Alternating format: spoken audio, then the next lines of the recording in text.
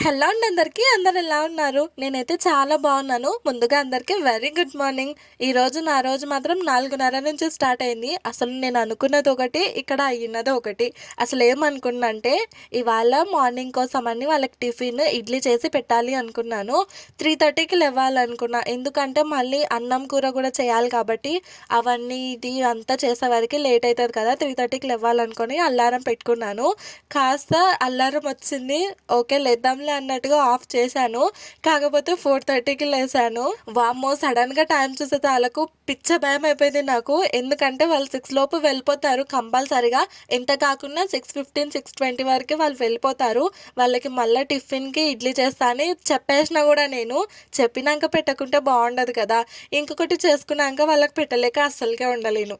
ఇంకా మధ్యాహ్నంకి కూడా అన్నం కూర చేయాలి కాబట్టి దీనికే చాలా భయమైపోయి సడన్‌గా లేచి అసలు ఈరోజు ఇంత ఫాస్ట్‌గా నేను చేసినంత పని నేను ఏ రోజు కూడా చేయలేదు. ఎప్పుడు కూడా చేయలేదు. కరెక్ట్‌గా 4:33కి లేచాను. బయటికి ఉరికొచ్చి వెంటనే అన్నానికి పెట్టేశాను. ఫుల్ నిద్రమొంపుల్నే ఇదంతా పని చేశాను.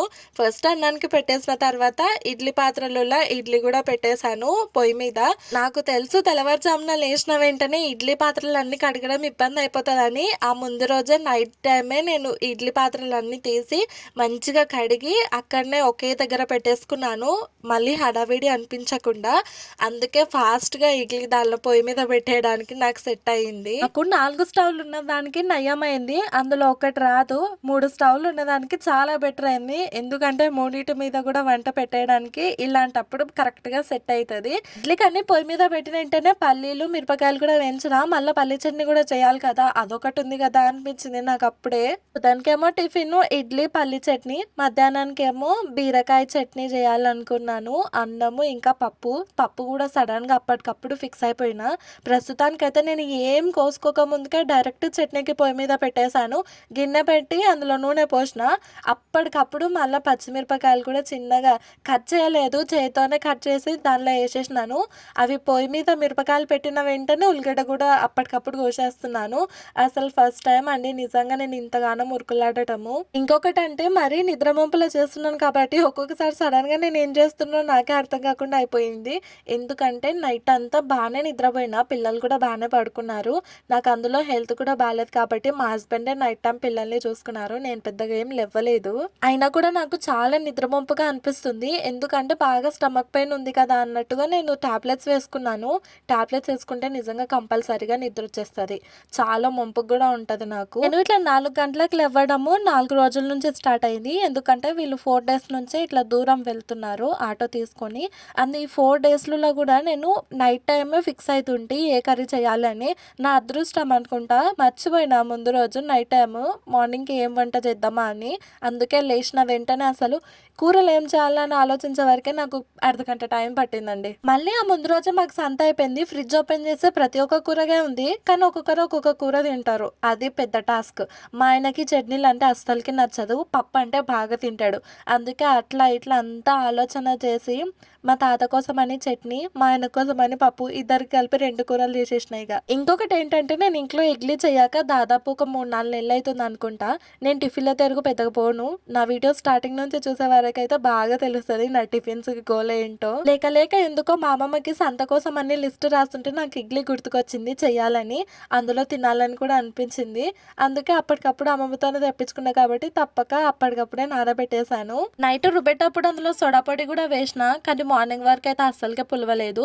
నైట్ టైము ఆ ముందు రోజు నేను మిక్సీ పడుతుంటే మా ఆయన ఉండి అసలు ఎందుకు ఇప్పుడు మిక్సీ పడుతున్నావా అని అన్నాడు. ఇడ్లీకి నానబెట్టినా అని చెప్పింటి. నిజంగా పరిశాన్ అయిపోయినరు మా ఆయన మా మరిది ఇద్దరు. అసలు ఇంట్లో నువ్వు ఇడ్లీ కూడా చేస్తావా అని అడిగిండ్రు. నా వీడియోస్ ఫస్ట్ టైం చూస్తున్న వాళ్ళ కోసం అని చెప్తున్నాను. నేను ఇంట్లో ఎందుకు టిఫిన్లు చేయనంటే మా ఆయన మా తాత ఇద్దరు ఒక్కొక్క టైంకి వెళ్తారు. ఒక్కొక్క టైంకి వస్తారు మార్నింగ్ టైము. మార్నింగ్ పూట నేను కంపల్సరీ టిఫిన్ చేసినా కూడా అన్నం చేయడం మాత్రం అస్సలకి తప్పదు.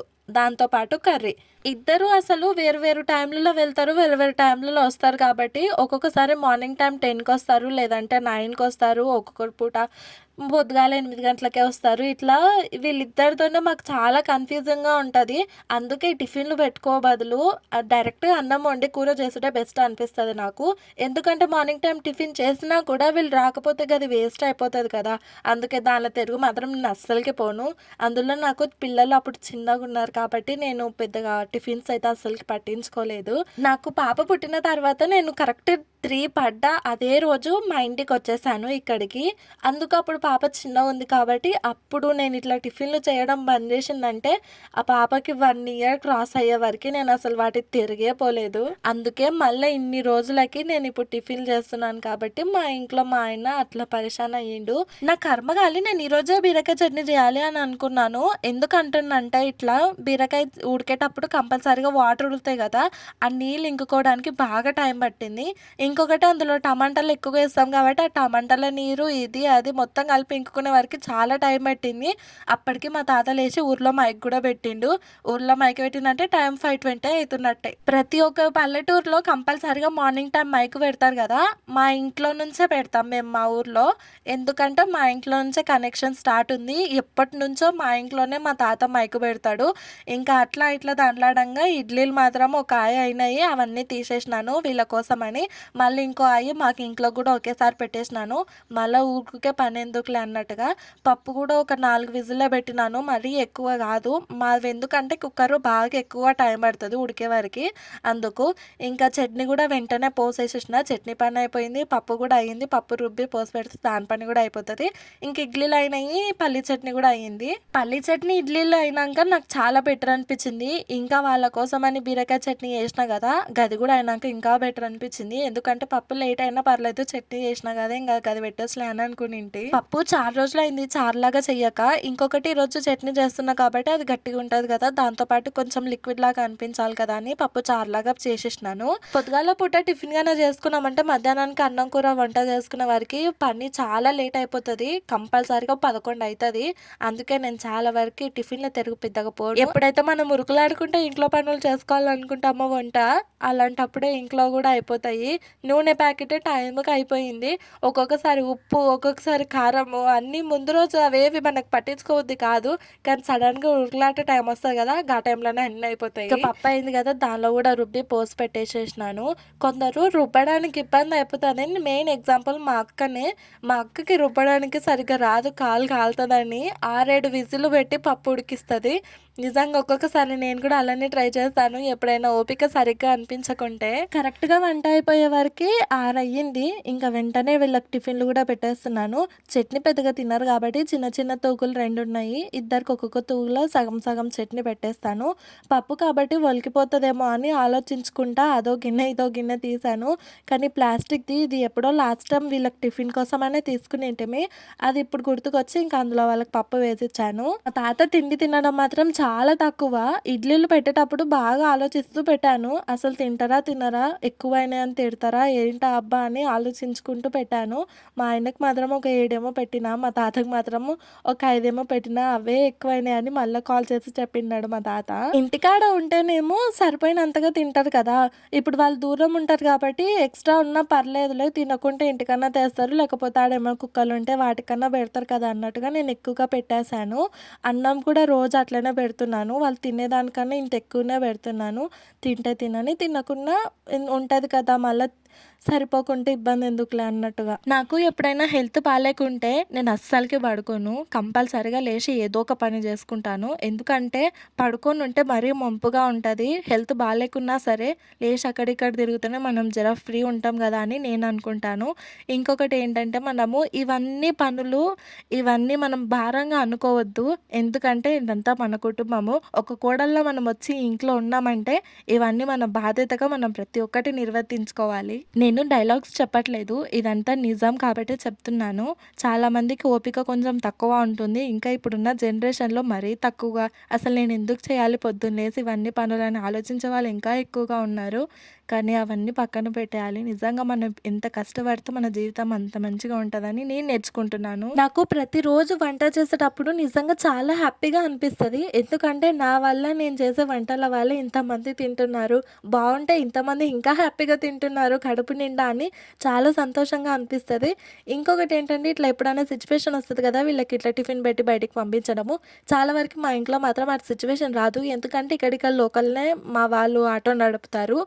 కానీ ఎప్పుడైనా ఇలాంటి దూరం వెళ్ళే టైం వచ్చినప్పుడు ఇట్లా నాకు వంట చేసేవాళ్ళు వెళ్ళాక చాలా హ్యాపీగా అనిపిస్తది. ఎందుకంటే అరే! నేను ఒక బాధ్యత చేపట్టి వీళ్ళని ఇంత హ్యాపీగా పంపించినా అనే సంతోషం నా లోపల ఉంటది. ఇవన్నీ డైలాగ్స్ కాదండి. నాకు నిజంగా మనసులో అనిపించింది. నేను మీ అందరితోనే షేర్ చేసుకుంటున్నాను. మనకంటూ ఒకరుండాలి కదా! షేర్ చేసుకోవడానికి. నాకు స్కూల్ ఫ్రెండ్స్ ఎవరు లేరు. కాలేజ్ ఫ్రెండ్స్ ఎవరు లేరు. నాకేమైనా షేర్ చేసుకోవాలనుకుంటే నాకు మా ఆయన మాత్రమే. నాకు ఎప్పుడైనా హ్యాపీ మూమెంట్ అనిపించినా, లేకపోతే సాడ్‌గా అనిపించినా, నేను నెక్స్ట్ మినిటే మా హస్బెండ్‌కి చెప్పేస్తాను. మనసులో మాత్రం అస్సలకి దాపెట్టుకోను నేను. అట్లా అని ఎవ్వరికి కూడా చెప్పను. మా ఆయనకి తప్ప. ఈరోజు కూడా నేను మార్నింగ్ లేచి ఇట్లా వంట చేస్తున్నాను కదా! ఉరుకులాడకుండా ఓ తిక్కు నాకు మనసులో ఏదో తెలియని ఫీలింగ్ అనిపించింది. ఏంటంటే నాకు హెల్త్ బాలేకున్నా కూడా నేను వీళ్ళందరికీ చేసి పెడుతున్నాను. అది నా లోపల ఉన్న గొప్పతనం అని నాకే అనిపించింది. ఆయన కూడా నన్ను చాలా సార్లు మెచ్చుకున్నాడు. నిజంగా నువ్వు పనులు చాలా ఫాస్ట్‌గా చేస్తావు. చాలా బాగా చేస్తావు అని. ఇంకా ఈ మధ్య నేను చేసే వంటలన్నీ చాలా బాగా నచ్చుతున్నాయంట. కాల్ చేసి మరీ చెప్తున్నారు. ఇవన్నీ వంటలు పక్కన పెడితే ఇంకా నేను కష్టపడుతున్న ఈ యూట్యూబ్ ద్వారా కూడా నాకేదన్నా ఫలితంగా నొచ్చిందంటే దాని ద్వారా నేను మా ఆయనతోని ఒకటే మాట అనిపించుకోవాలి అనుకుంటున్నాను.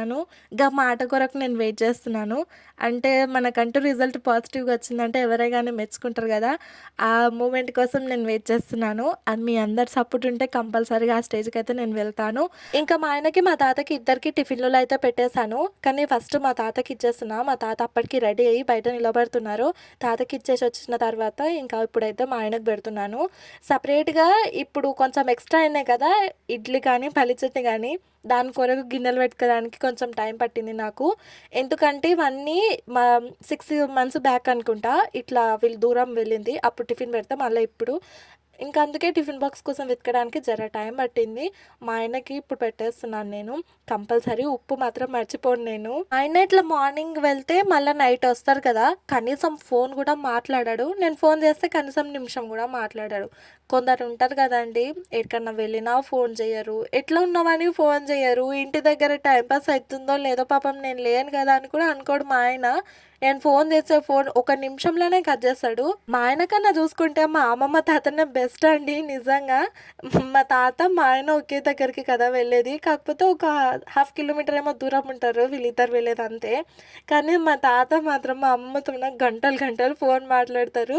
నేను మా ఆయనతోని అన్నా వాళ్ళే బెస్ట్ మనిద్దరికన్నా అని అన్నాను. మరి మా ఇంటికి అప్పుడప్పుడు ఒక తాత వస్తారని చెప్పాను నేను కానీ ఇంతకుముందు వ్లాగ్స్‌లో అన్నం కోసమని. ఇప్పుడు చూపిస్తున్నాను ఆ తాతని. ఇప్పుడు కూడా కొంచెం అన్నం ఉంటే పెట్టమ్మా అని వచ్చిండు. కవర్‌లో పెట్టిస్తే ఇంటికి పోయిన తర్వాత ప్లేట్‌లో పెట్టుకొని తింటాడు. నా కూరలన్నీ చాలా బావుంటాయంట ప్రతిసారి చెప్తాడు. ఇంకా ఇంట్లోకొచ్చిన తర్వాత ప్రతి ఒక్కటి అన్నీ రుద్దుకొని తుడుచుకునే వరకి పేత టైం పట్టిందండి నాకు. చూడండి అసలు ఎన్ని గిన్నెలు పడ్డాయో. ఇంకా గిన్నెలు తోమేసి లోపల బెడ్రూమ్ కన్నా మొత్తం నీట్‌గా క్లీన్ చేసి ఇండ్లు ఊడ్చుకొచ్చిన తర్వాత ఫ్రెష్ అప్ అయ్యి మళ్ళొచ్చి కూర్చొని తింటున్నాను. అప్పటికి టైం ఈరోజు చాలా లేట్ అయింది పని. మార్నింగ్ 4:00కి స్టార్ట్ అయితే 9:30కి అయిపోయింది.